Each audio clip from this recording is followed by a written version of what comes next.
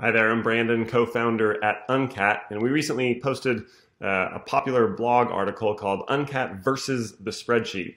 And the reason we wrote this is because we, and probably many, if not most of you, have historically used an Excel spreadsheet or a Google Sheet to send lists of uncategorized transactions to our clients and get responses back and then copy and paste those into QuickBooks Online or Xero or whatever accounting software we use.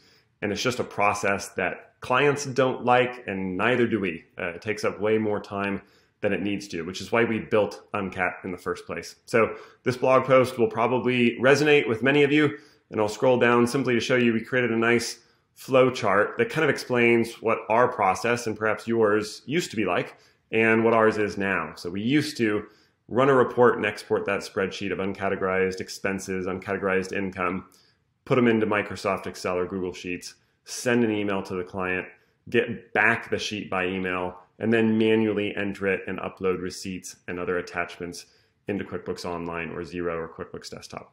Meanwhile, the Uncat way is sync. We automatically notify your clients when they're uncategorized transactions.